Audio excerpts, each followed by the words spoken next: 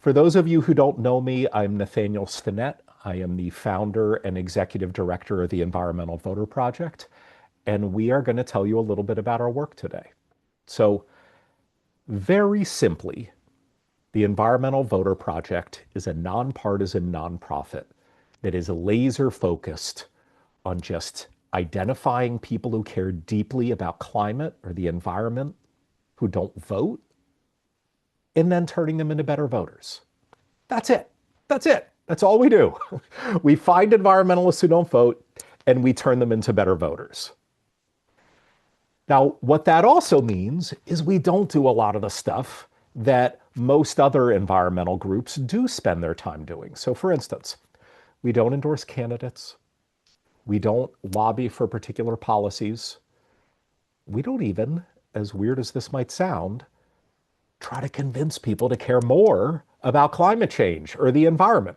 In fact, a good way to think about our work is we're not even in the mind changing or opinion changing business at all. Instead, we are solely in the behavior changing business. What our whole approach is we are trying to bypass the hardest, messiest part of politics, which is changing people's opinions, and instead find the people who no longer need their opinions changed because they're already with us. They just aren't voting, and so they need a behavioral intervention, which is much cheaper and easier than spending all of our time changing people's minds. So I'm sure some of you are wondering, okay, that sounds interesting. Why do you take this specific approach? Why do you have this sort of very clearly defined, almost narrow niche that we focus on? And it's for a really good reason. Far, far too few environmentalists show up in polls of likely voters. And so what that means is whenever there's an election, far, far too few of those voters are prioritizing climate when they fill out their ballots. Now, what you're looking at here is a fairly old poll, but I want to give it as some context. This is a poll from the 2020 presidential election. In the 2020 presidential election, only 4% of the actual voters listed climate change or the environment as their top priority.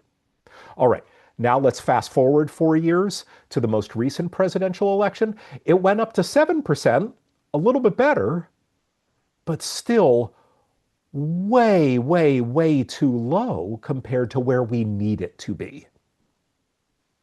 Because for those of us who care deeply about climate change and clean air and clean water and environmental justice, the simple truth is if only 7% of voters are prioritizing your issue, you are in real trouble.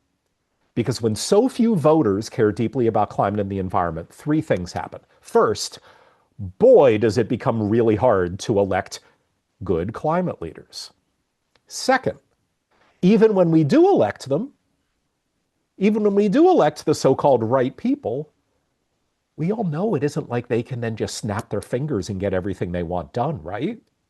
No, of course not. Even people who win in landslides need to pick and choose what to spend their political capital on. And I'm sorry, they ain't going to spend it on the thing that only 7% of voters list as their top priority. And I don't say this as someone who thinks that like all politicians are cowards or awful. No, it just, politicians can't do everything.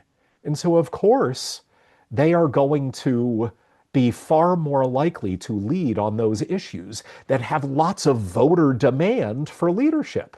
And right now, there's no voter demand in the political marketplace for leading on climate. And I said there were three reasons why this was so bad. The third reason is one that a lot of people don't talk about, but it's crucially important. In fact, I would go so far as to say what I'm about to discuss is the essential building block to how all campaigns are run and how all policy is made. So if you're going to remember one thing from this intro to EVP discussion, let it be what I'm about to say. Who you vote for is secret. But whether you vote or not, that's public record. It's public record. Okay, that's so important. I'm going to say it again, okay? Who you vote for is secret, but whether you vote or not is public record. All right, so why am I bringing that up in this context? Why is that so important? Because when you're running a campaign, the first most important decision you make is who are we going to talk to and who are we not going to talk to? And when you literally know by name and street address, because it's public record, who votes in this election you're trying to win and who stays at home, well, who do you think these campaigns are going to end up talking to? That's right, likely voters. And again, like, not to be creepy, but they know who these likely voters are by name and street address. If I am running a campaign for governor, it's really pretty simple. The first question that we ask is we open up our laptops, we look at public voter files, and we say, who are we going to talk to? Who are we not going to talk to? Here are some people who aren't registered to vote. Forget them. Here are some people who are registered, but they never bother to vote. Forget them. These people only vote in presidentials, but not in gubernatorials. I don't know. Maybe if we raise a ton of money, we can talk to them. Oh, here are people who do vote in gubernatorials, and here are some people who even vote in local elections. Yeah, we'll definitely talk to them. And if campaigns mostly target those likely voters, well, who do you think they poll to figure out what issues to prioritize? That's right, likely voters. And so if campaigns mostly target likely voters, and if campaigns, because of that, really only pay attention to the priorities of likely voters, and all of this is public record, and they know on an individual basis who votes in these elections and who doesn't, well, that's bad news for the environment. That's why polls like this are such bad news for the climate movement. And yes, I know we've only shown two polls, but we've got a limited amount of time. And believe me, you could look at any poll for any election anywhere, and it's going to show you numbers like this, whether it's a city council race in Boise, Idaho, or a presidential election, or a gubernatorial race in Maryland, you're going to see numbers like this. And it's bad news because politicians know who votes, they know who doesn't vote, and when they look at the people who actually show up and cast ballots, far, far too few of them list climate as their top priority. All right. I promise, I promise this isn't going to be all doom and gloom, but we run a nonprofit. And when you run a nonprofit, you're in the business of solving problems. And the first step in describing how you're going to solve problems is to discuss what the problem is. And this is the problem we are trying to solve. The fact that the climate movement doesn't have nearly enough political power.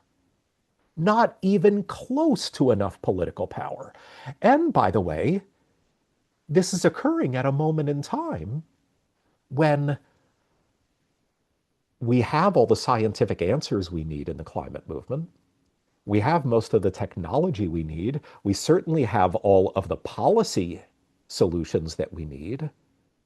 All we are missing is political power. All we are missing is the consistent political will to enact these solutions that we already have. So what do we do with the Environmental Voter Project to try to solve this problem? Well, the first thing we always do is a whole lot of research and looking at data. But as I mentioned to you at the very beginning, that has led us to running these year-round turnout campaigns trying to mobilize non-voting environmentalists. So why do we look at data like this and decide that that's the approach we want to take?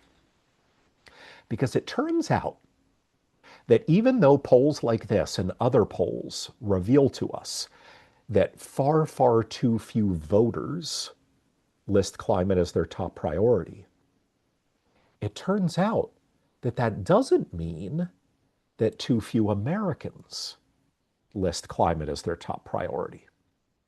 I'm going to say that again because it might be a little confusing. Just because too few voters list climate as their top priority. Doesn't mean that when you widen your aperture, when you look at a broader universe of people, so not just voters, but maybe all registered voters or all eligible voters, well, it turns out that huge numbers of them do list climate as their top priority, tens of millions of them even.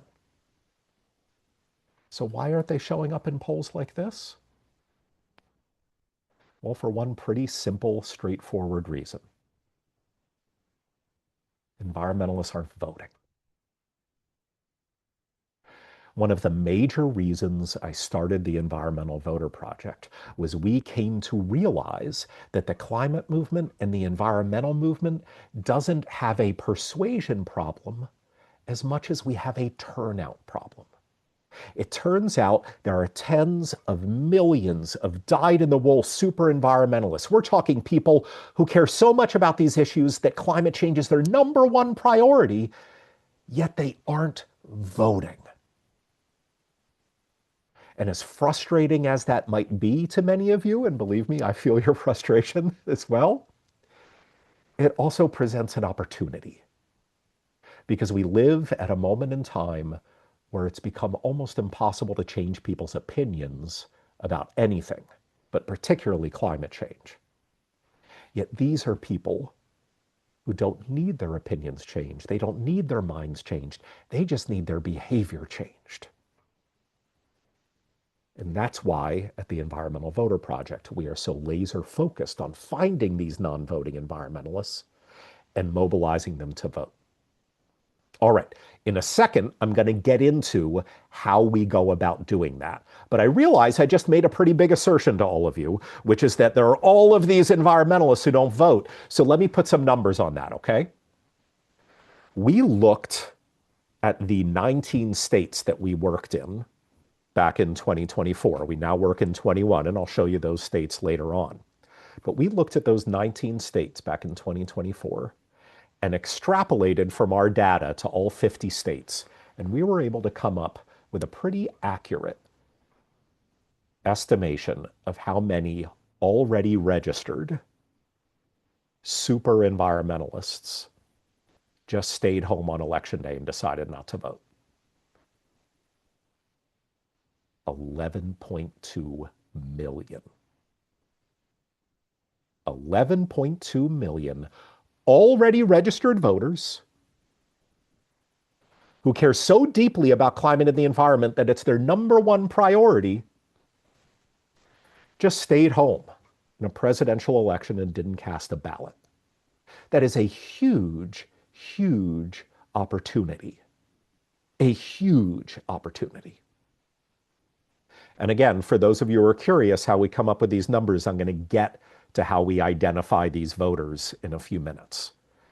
But huge national elections don't really happen. Even if it's a presidential election, we're thinking about the Electoral College, right? And obviously we've got gubernatorials and Senate races. So let me go from this really big number down to some smaller numbers for you.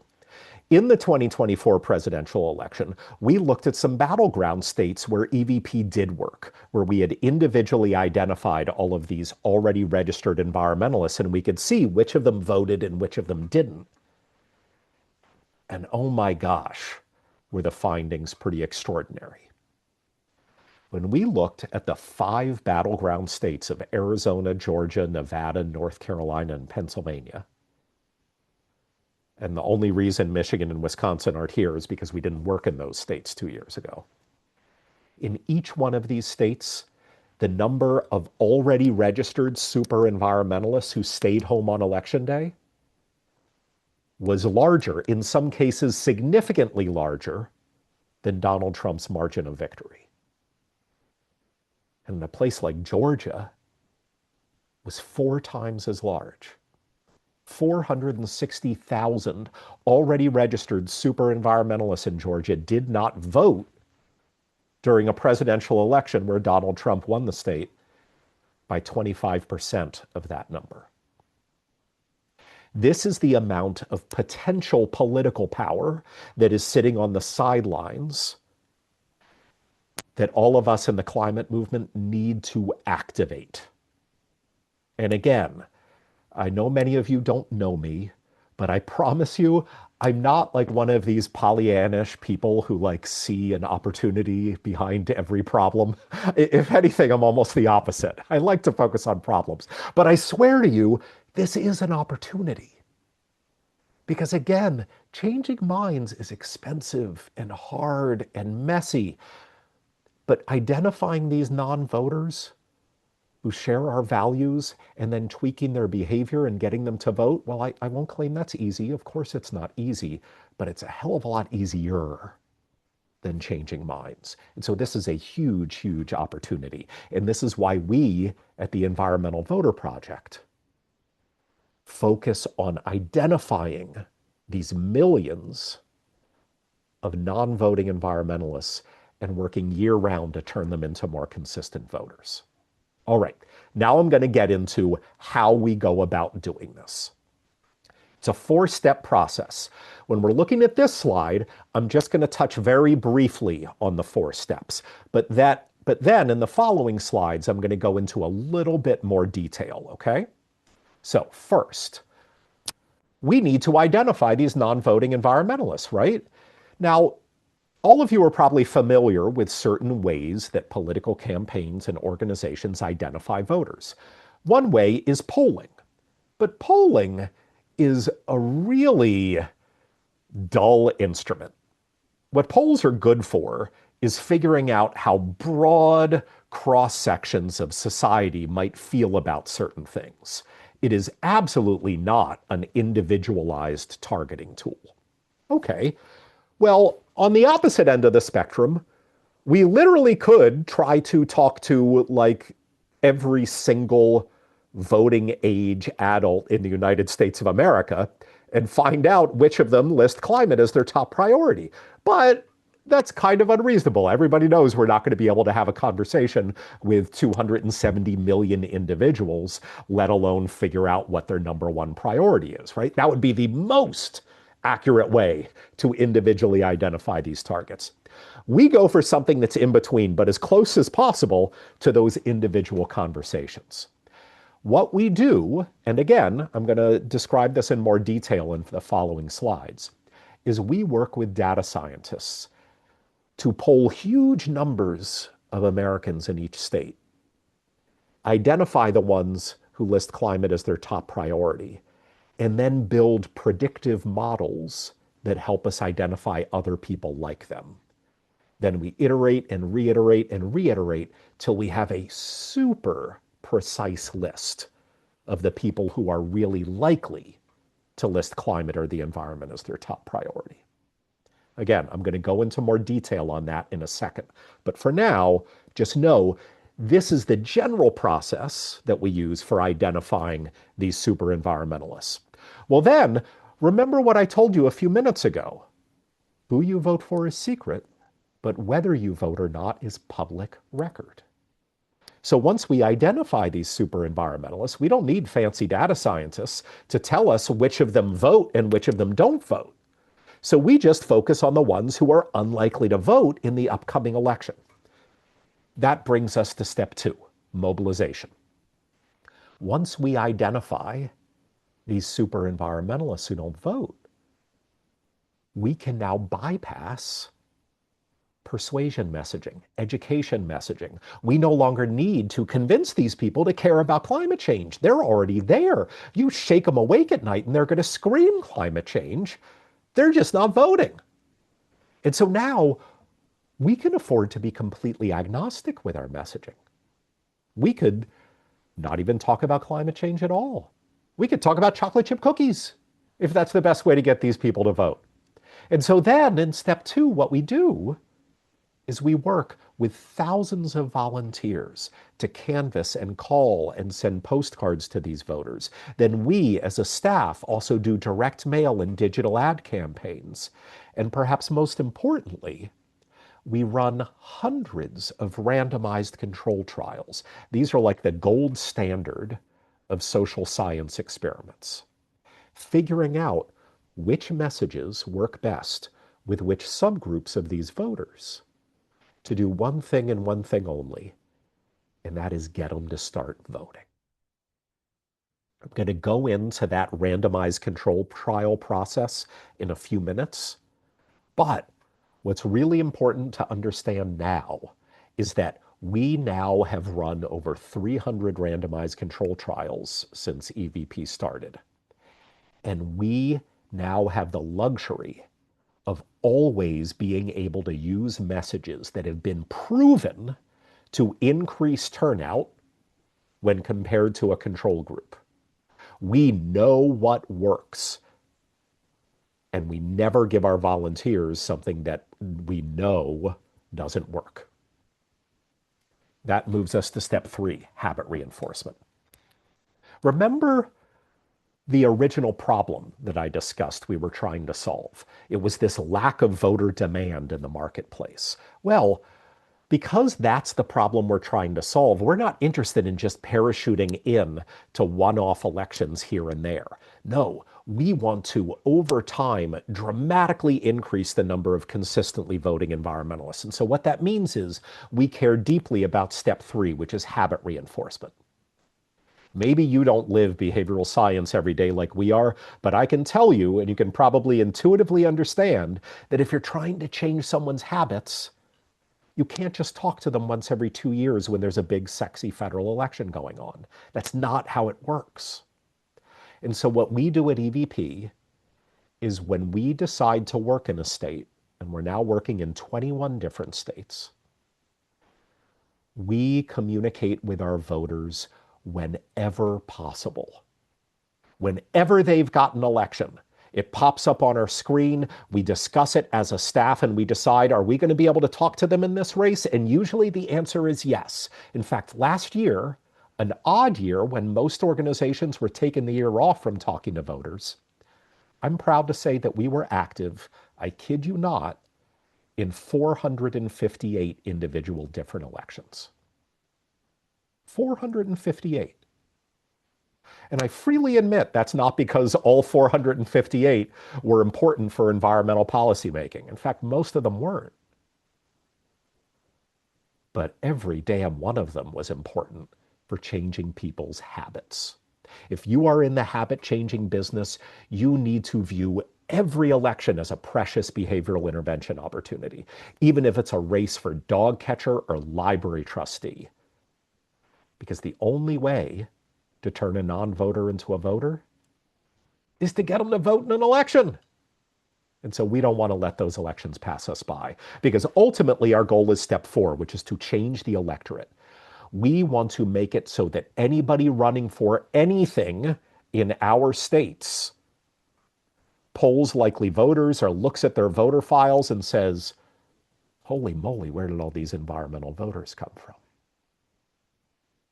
Because when that starts happening, I guarantee you that politicians will lead on climate, not out of the goodness of their hearts, but rather because nothing motivates a politician more than the prospect of winning or losing an election.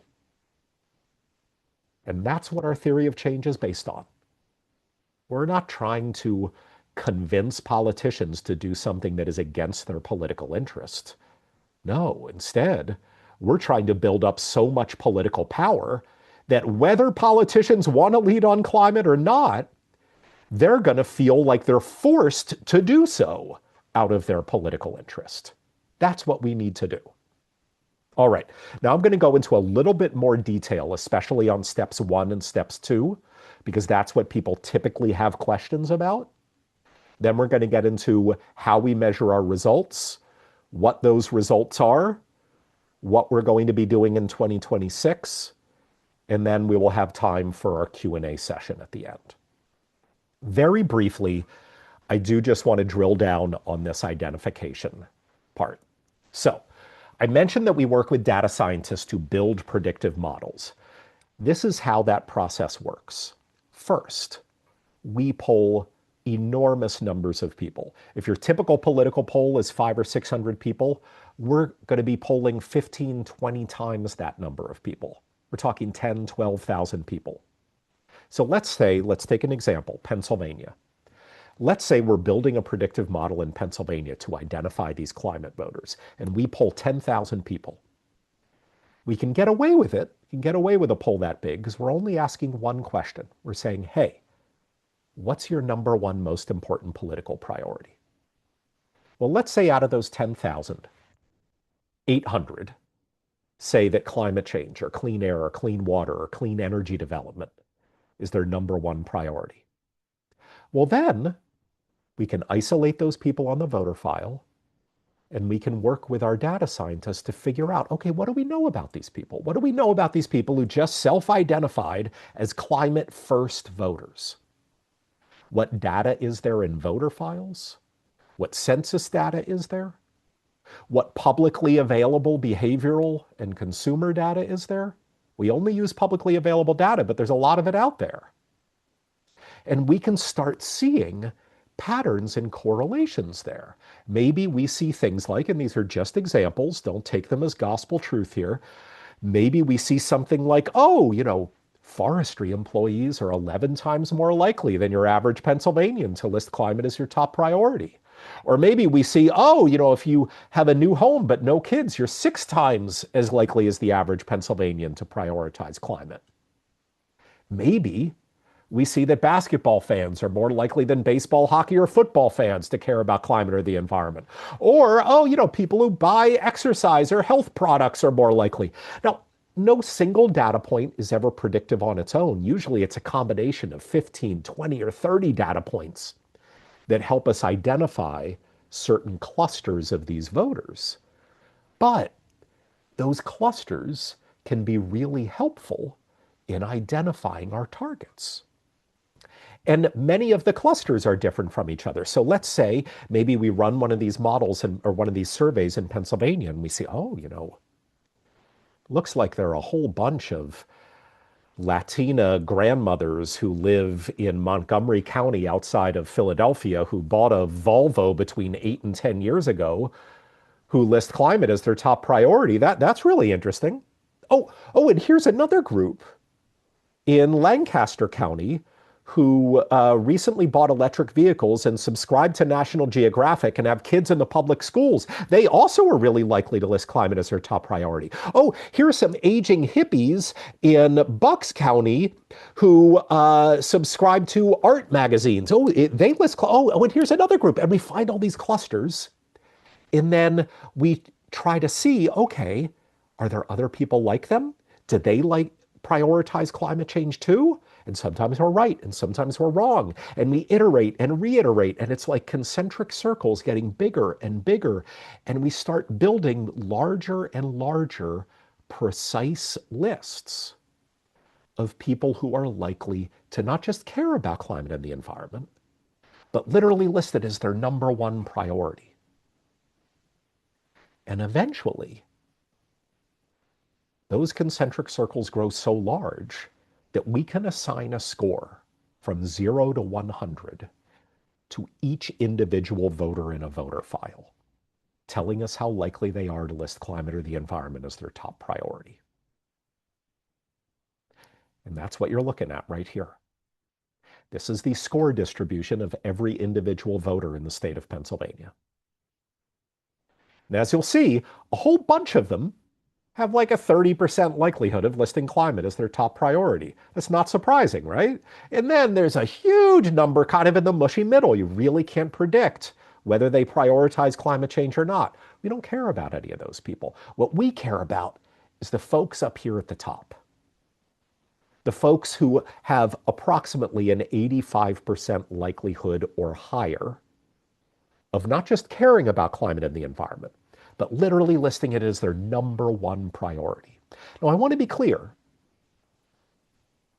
We do not have 100% certainty about how every single Pennsylvanian feels about climate change. That would require literally talking to every single Pennsylvanian, and we can't do that.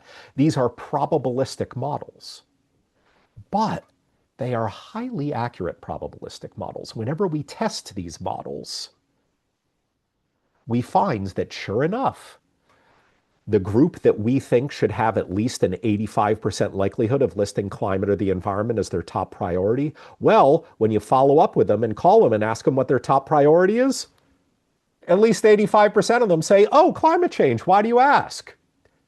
because these are really, really precise ways of identifying voters. And those of you who have worked on very sophisticated political campaigns like presidentials or gubernatorials or Senate races will recognize this. This is how these predictive models on voter files are how sophisticated political campaigns now target voters.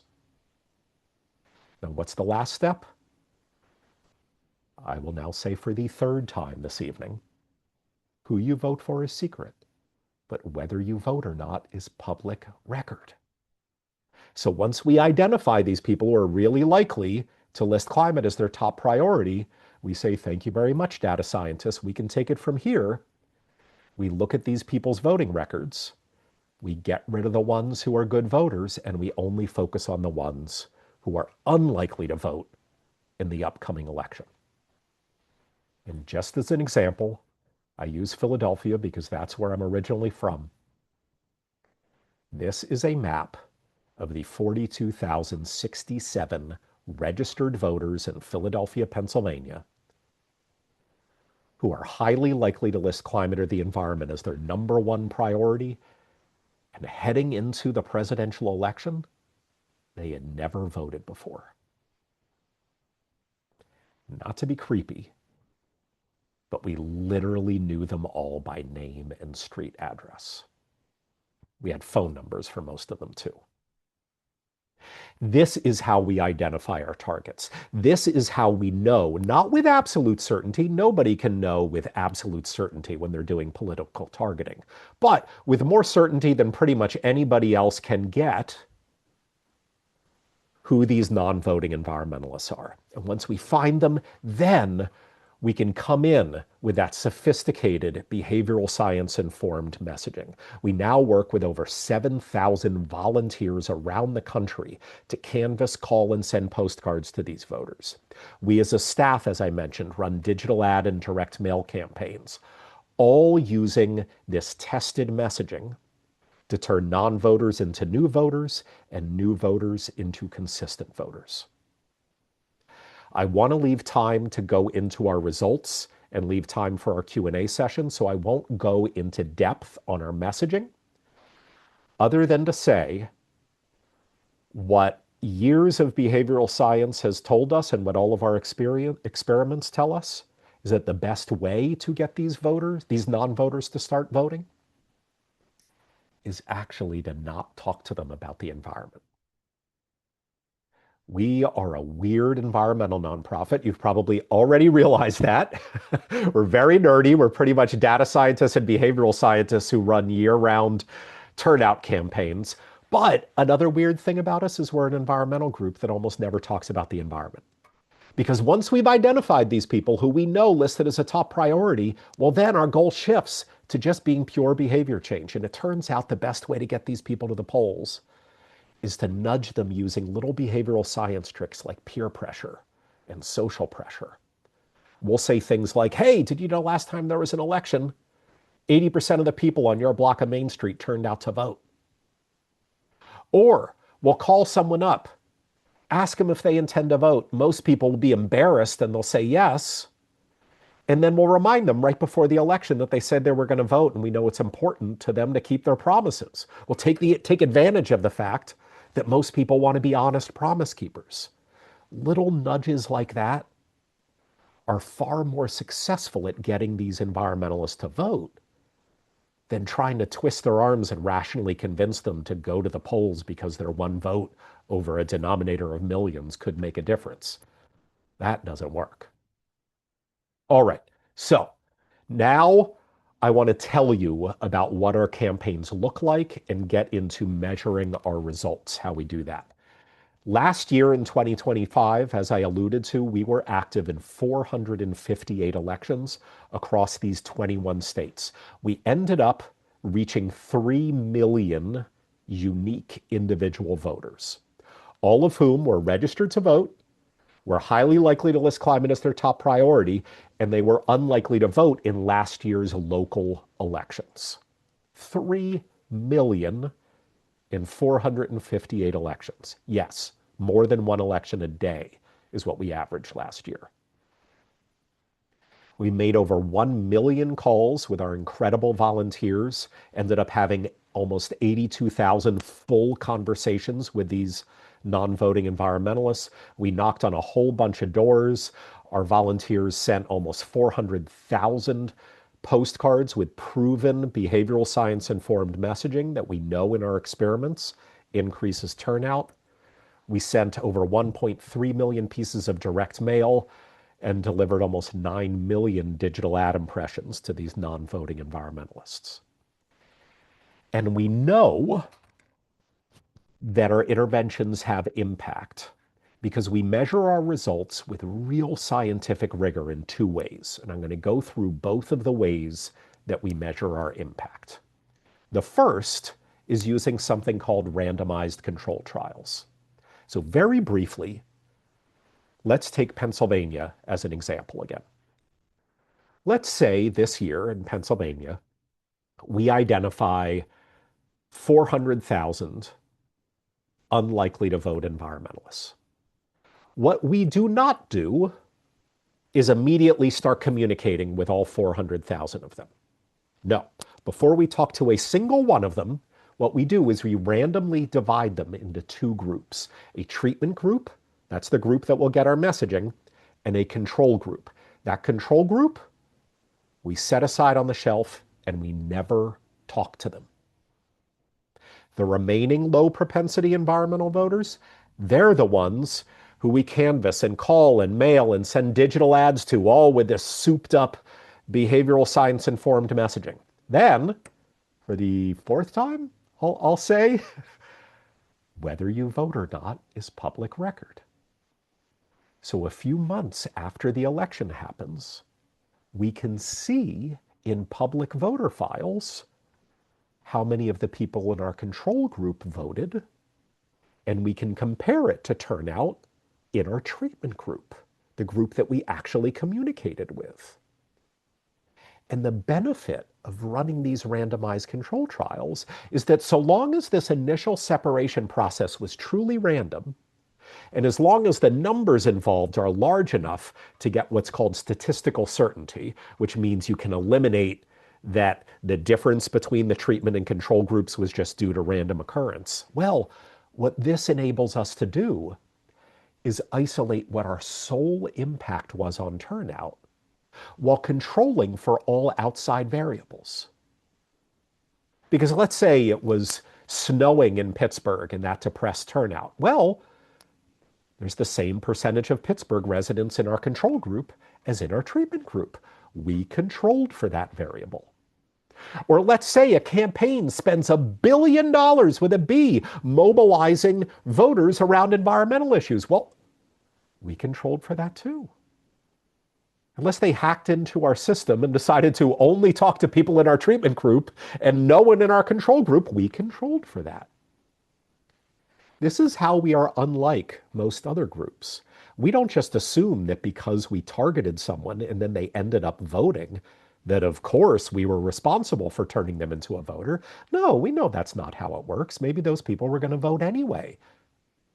What the benefit of these randomized control trials is we can prove what we were solely responsible for. Moreover, we can test particular messages and optimize those messages in the future to particular voters that they did really well with. When we look at these randomized control trials, we can see many of our elections, because again, we were involved in 458 last year, and many of them were too small to get that statistical certainty. But in many of them, we did get statistically certain results. Now, we haven't gotten all of the updated voter files back yet from 2025. And when we do, probably in about 2 months' time, we're going to release a report, like we always do, letting you know all of those results with real scientific rigor. But what we can share with you is the randomized control trials we got from 2021 and 22 and 23 and 24.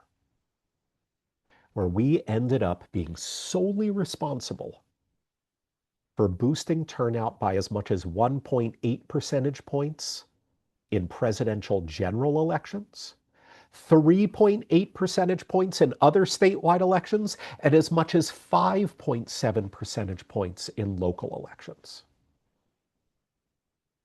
Those numbers might not seem like a lot to some of you, but I promise you they are.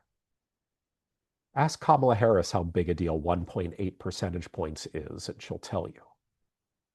These are big numbers in this business. And we are enormously proud of them and proud of our donors and proud of our volunteers for their time and investment into creating results like this. We're also proud that we're able, from these randomized control trials, to share all of our findings around which messages are mobilizing which types of voters. And so not only are we having our own impact, but we're a big part of helping other organizations have impact because we're a year-round field laboratory for testing turnout messaging. All right, I said this was one way that we measured our impact. This is the election-specific way we measure our results. We also want to measure our results over the long term. Now remember, I keep on saying it, but it's important. Whether you vote or not is public record. So whenever we target a voter, we then tag them in voter files. We mobilize them, some of them vote, some of them don't vote. We keep on targeting them over multiple elections, and we only stop communicating with them when they become consistent voters. And after tracking these voters year after year after year, each April or so, because that's when we get all of the voter file data from the previous fall, we're able to sort of drop the needle and take stock and say, okay, how many of these non-voters that we've been talking to for so long, how many of them are now voting consistently?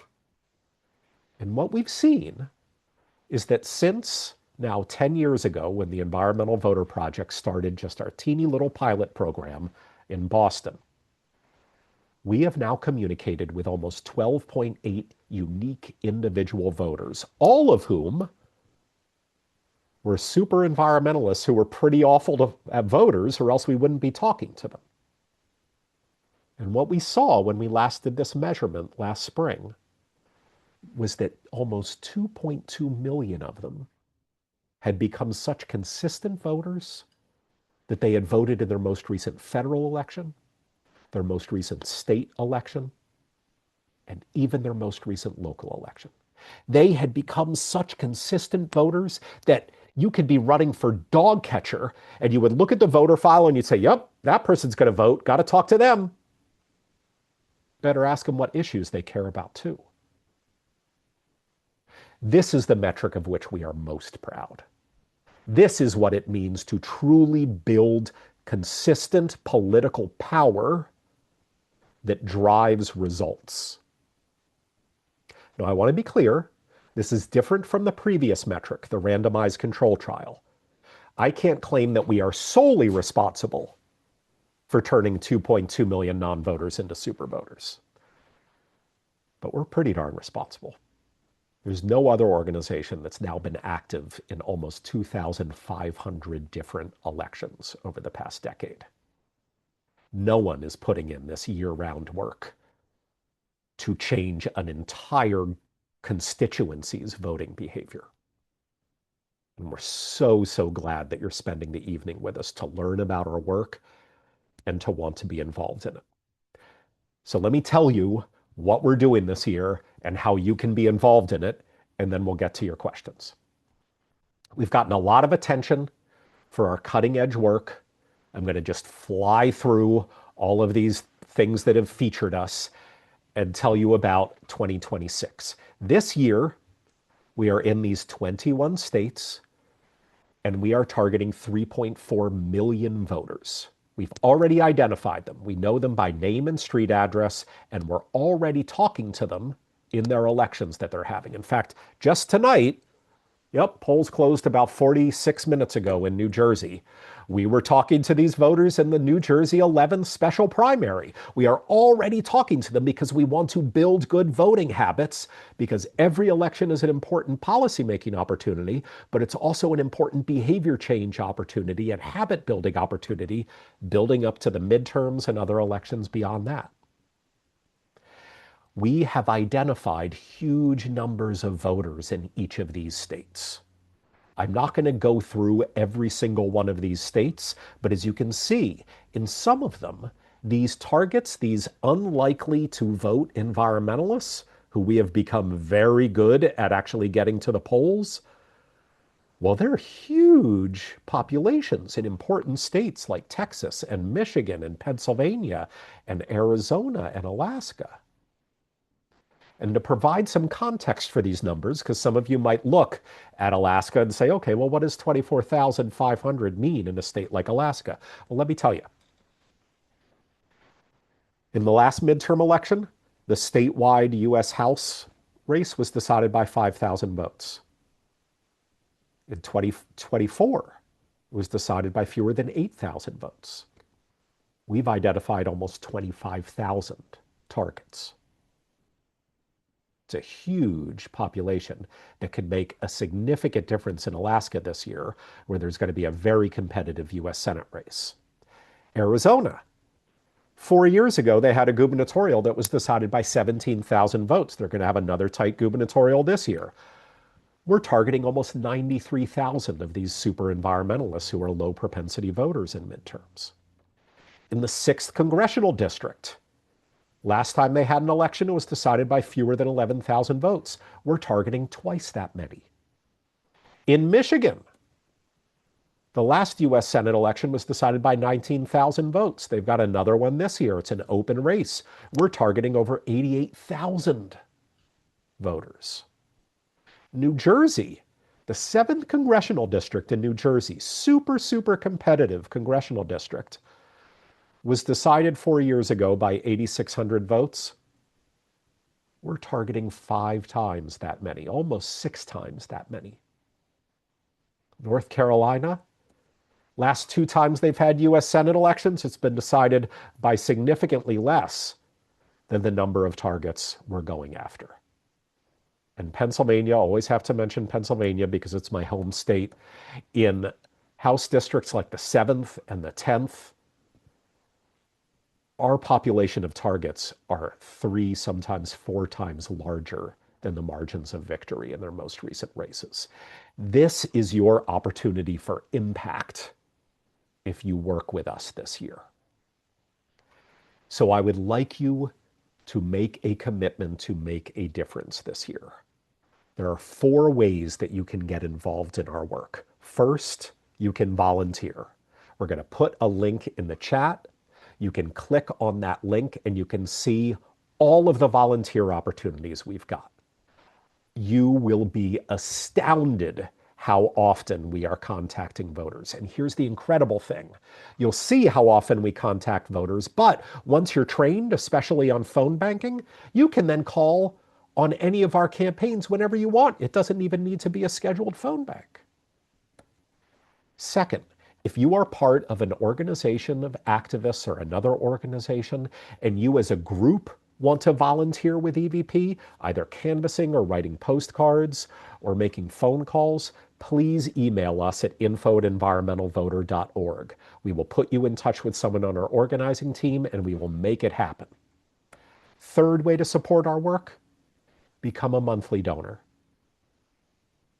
We work year-round building up this powerful electorate that can yield extraordinary results in the midterms and beyond. Maybe you're not ready to jump in, but we are.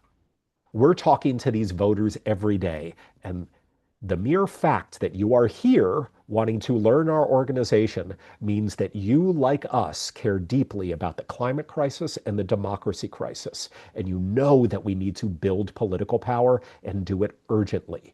The best way to support our work doing that is to become a monthly donor. There will be a link in the chat. This helps us rely on a consistent revenue stream because we work year round, so we need funding year round. And if you can't commit to being a monthly donor, sure, one-time donations are fine. We'll take those as well. And so we'll put that link into the chat as well. But we would love to have your support. And just to go into a little bit more detail on the volunteer opportunities, just to give you an example, of the phone banks that we're doing just in February, look at that. Almost every single day in February, we've got a phone bank. And once you're trained, and yes, every phone bank begins with a training, you'll then be added to an email list where you will get the login credentials for every campaign we've got going every single day so that you can call every day. We have some volunteers who never miss a day of calling. We're also doing door-to-door canvassing in 4 locations: Pittsburgh, Philly, Northeastern Virginia, and Atlanta. And we're going to be running 4 to 5 postcarding campaigns this year. Our first campaign is closed, but if you're on our email list, watch your inbox. We're going to be announcing the next campaign in late March, and you can always go to our Get Involved page to sign up for those training sessions. The final thing before we get to our Q&A is I just want to reiterate, please take a moment to sign up to volunteer or financially support our work this year. It is easy. I can brag about our organizing team because they're not here right now. I promise you they are incredible. They make it so easy to train you and to get you feeling comfortable talking to voters. You don't have to do anything until you are comfortable and ready to go. It is impactful. There are very few organizations who can say, yeah, whenever we're communicating with voters, we are using messages and interventions that have been proven to increase turnout in randomized control trials. We can say that. The final thing I'll just say is there are opportunities every single day. I know you're worried. If you weren't worried living in today's America, something would be wrong with you. But this is an opportunity to make a difference. And you're here because you want that opportunity. So please join us. Thank you for spending time with us this evening. And we've got a few minutes to go over your questions. What do we Thanks got, so, Peter? yeah, thanks so much. So, Nathaniel, Liz asked, how did we choose the 21 states that we're in? And there was another question that I'm going to tie into that. What are the most exciting states that we have coming up this year? Great, great question. Okay, so I'm going to pull up this map, Liz, so you can see the states again. So we have 3 criteria for choosing states. First, we go where there are a disproportionately large population of non-voting environmentalists. We need to have lots of targets because if there's a state where there are not many non-voting environmentalists, it kind of doesn't matter how good we are. Like if Idaho only has 20 non-voting environmentalists and then we get them all to vote, well, who cares? Like that's not going to change anything, right? And so our number one criteria is where there are lots of non-voting environmentalists. And so you might be looking at this map and saying, there are some really politically important states that you don't work in. Oh, let me get to a different version of this map because that one didn't show our most recent expansion states. Here we go. You might be looking at this map and saying like, oh, Wisconsin's not on there. Minnesota's not on there. California, those are important states. Why aren't they on there? Well, Wisconsin and Minnesota, there aren't that many non-voting environmentalists there. But don't get me wrong, you guys should totally support efforts in those states. I'm just telling you, go to support another organization. You won't hear that from many nonprofits, but you'll hear it from us. If you want to make a difference in Wisconsin, we've had lots of people ask to give us money for Wisconsin. We can't have a big impact there. Other organizations can. We know we can have a big impact in these states. Okay, that's the first criteria, Liz. The second criteria is we like to work in states that have active election calendars, not just in even years, but also in odd years. Because when you're in the habit forming business, you want lots of bites at the apple. So there are some states like Oregon that have gotten rid of pretty much all of their odd year elections, which is good policy. Like it's good government because then people who show up for like high turnout midterm elections can also vote for city council, which is a nice thing. But it's bad for those of us in the habit building business because we want to talk to people more than just twice every 2 years. And then the third criteria, we don't just care about moving the dial on federal climate policy making. We also care about state and local climate policy making. And so you'll see we're in a lot of purple states, you know, the Arizonas and Pennsylvanias and Georgias and Michigans and Maines, but we're also in a lot of blue states and a lot of red states. Because in a place like Nebraska, they have municipally owned utilities. You make a big difference in a municipal utility board election where 4,000 people cast ballots, you can shut down a coal-fired power plant and save 20,000 people's lives. Believe me, that's a pretty high leverage electoral intervention. And so we really like moving the dial on these local elections as well. And then to answer the other question that was asked, what are some states that might have outsized impact this year? Well, I'm not going to go over the obvious ones. I think a lot of you know about the big Senate races that are happening in places like Michigan and North Carolina and Georgia and Maine. A lot of people are even becoming aware of Alaska. That's awesome. That's going to be very important. One state, and Peter's probably going to laugh when he hears me say this, probably knows what I'm going to say. Iowa. I'm watching Iowa.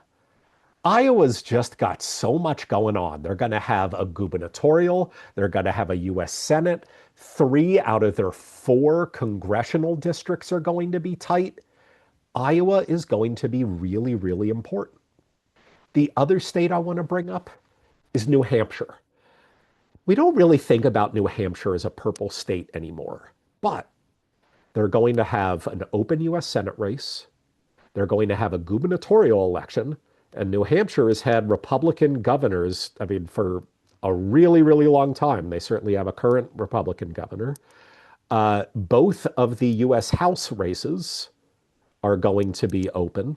And both houses of New Hampshire's state legislature are really, really close. So, like, literally every single person voting on election day in New Hampshire is going to have at least 3, and some of them are going to have as many as 5 competitive elections on their ballot. And by the way, the same thing goes for Michigan as well, where both state legislatures, U.S. Senate, governor, and a whole bunch of competitive congressionals. So those are some states that I'm really looking at that I think aren't on a lot of people's radars yet. All right, Peter, do we have time for one more? We have time for one more. All It's right. it's postcarding. It's postcarding. Denise asks or says, "I'd like to get an idea of the messages you use with people you call or send postcarding to." Great, great questions, Denise. So let me start with the messages we use for calls and then the messages we use for postcards. But I want to be clear, Denise, it differs depending on the election and depending on the voters that we are targeting, because we run all these experiments and we know that sometimes voters should get X and sometimes they should get Y. So I'll give you some examples, but it's not like we only use one message with every single voter all the time. Okay, first let me talk about calling. Oftentimes when we're calling, it is the easiest message you will ever deliver as a volunteer, because you're not twisting someone's arm to get them to care about something or someone that they don't want to care about. Instead, you're just calling someone up and you're saying, hey, Denise, this is Nathaniel from the Environmental Voter Project. You've got an election in Maine coming up. Are you going to be voting by mail, early in person, or on election day? Okay. If you're astute, you've already noticed that I've done something kind of weird, which is I've asked you whether you're going to vote or not, but I've done it in a way that makes it really hard for you to say no. I've said, are you going to vote on election day, by mail, or early in person? Okay, so right there, it's some subtle but sophisticated behavioral science to push people to say, oh yeah, I'm going to vote. Now, even if that little bit didn't work, there's also this societal norm that most people want to be thought of as good voters, even if they have no intention of voting whatsoever. And we know that when our volunteers call people who, by definition, they're only calling people who are unlikely to vote, many of the voters they talk to are going to lie. And they're just going to say, yeah, I'm going to vote. Have a nice day. Thanks. Bye. I don't care if they were lying, because that's like a trap closing on them. Because then what we can do is we can follow up with them right before the election. And we could say, hey, I just want to remind you, you spoke to Denise a few days ago. And you said that you were going to vote on Tuesday. And it's now Tuesday. It's election day. It's your opportunity to follow through on your promise. And we know it's important to you to be an honest, trustworthy person. And we're leveraging this idea that most people want to be thought of as honest promise keepers. These are little behavioral nudges that are very easy to deliver, and they send turnout through the roof. Volunteers don't usually do that second follow up. That's usually paid phone calls when we do that. We don't always do that second follow up. Volunteers are usually just saying, hey, are you going to vote early on election day or by mail? And just taking it down. All right, now for postcards. Postcard messages vary. Often, what we do, especially in midterms, is we take advantage of a behavioral science technique known as loss aversion. Denise, the idea behind loss aversion is that human beings hate losing things. We hate losing things so much that the idea of finding $5 in our pocket is like excites us much less than the idea of losing $5 upsets us. Like we just hate the idea that we would be losing things. Okay, how do we fit loss aversion into our postcard messaging? There are a whole bunch of environmentalists who vote in presidential years, but no other elections. They're called drop-off voters. And so when we message to those drop-off voters this year, we don't want to make voting in a midterm election for the first time seem like this new thing that we're trying to convince them to do. Instead, what we do is on the front of the postcard, it says, thank you for voting in 2024. Because again, remember, whether you vote or not is public record, so we know these things. So it says, thank you for voting in 2024. And then on the back, it says, now don't ruin your new good voting history by skipping the 2026 midterm election. What we have done is we have set up this new good voting history that they have as though it's something of value that they might lose. They might now lose this valuable thing that they've got by missing the upcoming election. And it is one of the best messaging techniques we have found, bar none. When it comes to what the volunteers write, because a lot of that is printed, I believe all our volunteers write is thank you for being a good voter in 2024, or thank you for voting in 2024. Uh, don't don't lose your new good voting history by missing the 2026 election or something like that. A very, very simple message. And then you sign it, making it clear that you're a volunteer. It's a very, very simple message, but it's informed by a lot of sophisticated behavioral science. So really, really good question, Denise. Okay, we've gone a few minutes over. Wow, we still have an incredible crowd here. Thank you, guys. I just want to close by asking you to do a few things. First, I want you to go into the chat, okay? There are links there to volunteer, and there are links there to donate. I'm going to ask you to do at least one, maybe both. Click on the link now, because we all know how these Zooms work, right? The Zoom's going to end, and then you're going to be like, oh my God, where did that link go? Okay, so click on it now. And now is your opportunity, guys. There are now fewer than 9 months until the midterms. You are here because you care deeply about the democracy crisis and you care deeply about the climate crisis and you want to make a difference. We have proven results and we are contacting these voters now. We are contacting them now. So please sign up to volunteer for a phone bank and join us. You'll get trained at the very beginning. Sign up to become a monthly donor. There is no limit to the amount you can donate to us. If you want to donate $10,000 a month to us, you can. We will gladly take it. But if you also just are able to donate $5 a month or $10 a month, we would deeply appreciate that as well. And what my promise to you is is we will always inform you about the impact that your investment is having. We always let our volunteers know what their results are, and we always let our donors know what their results are. Because ultimately, we know that you're doing this for the same reason we are, which is that you deeply, deeply want the climate movement to have more political power as soon as possible. All right. Thank you, folks. Thank you, Peter, for helping. Thank all of you for taking time to learn about the Environmental Voter Project today. And I can't wait to see you all on a phone bank. Bye bye.